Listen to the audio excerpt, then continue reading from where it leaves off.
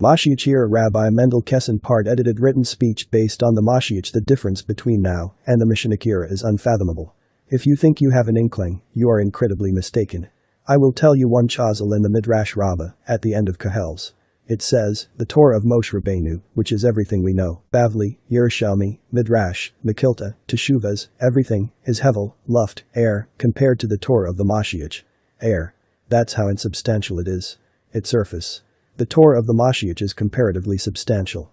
That's what the earth will be filled with the knowledge of God means. Participant, thank you. The second question is, you mentioned the possibility of the MoShiach coming in this year of Shemitah. Rabbi Mendel Kessin, yes, because the Gemara, in Sanhedrin, says that the MoShiach comes at the end of Shemitah, which is what, in 3 months, but then you mentioned 2030, that it's a possibility. Rabbi Mendel Kessin, the coming of MoShiach Ben-Yosef is a process. He's a real person, but he doesn't just, suddenly, appear. That's a long shire, but just to fill you in, who is the Messiah, not what his name is, I'm not going to tell you that. What kind of person is he? He is somebody that you would never recognize, and there's a midrash about his suffering for the sins of the Jews, suffering terribly. What happens to him?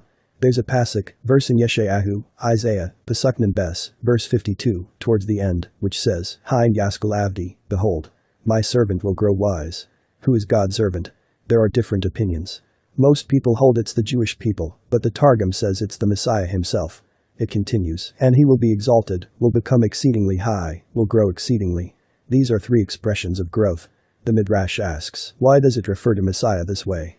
MoShiach starts off as Avdi, my servant in prison, not literally but figuratively. He endures terrible suffering. He's in Golis, exile, just like Moshe Rabbeinu was in Golis for 36 years. When he's released he becomes great. He will be greater than Avraham Avinu. Not bad. Becoming exalted means he will be greater than Moshe Rabbeinu, and he will be greater than the angels. This is a man who lives amongst us, who is going to walk around amongst us.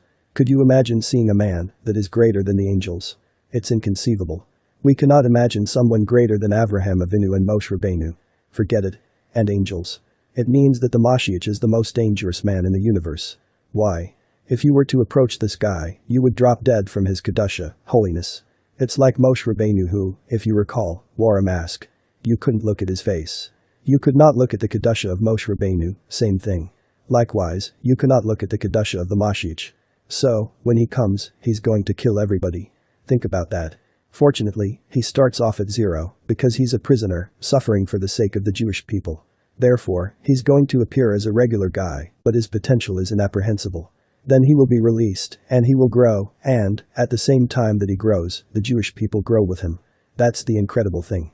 And that's what God means by, and I will take you to me. Somehow, God is going to elevate every single Jew to be a formidable Talmid Chacham, scholar, the same as happened by Sinai. This is in order to survive the MoShiach, or else he kills you. Every Jew will grow to a tremendous extent. How that will happen is unknown, but the MoShiach will grow, and we will grow with him, so we can survive. God has to change the Jewish people. God is not going to bring the MoShiach to the Jewish people who are at the 49th level of Tumah, even though he did that by Moshe Rabbeinu. God had to, because their fall into the 50th was imminent. The MoShiach is greater than Avraham Avinu, than Moshe Rabbeinu, and greater than the angel, Gavriel. And MoShiach is a human being. This is what the redemption is. We are looking at a time when we cannot imagine the greatness of every Jew. You won't even be able to recognize yourself. You won't. You don't realize what you will become. That's the final redemption.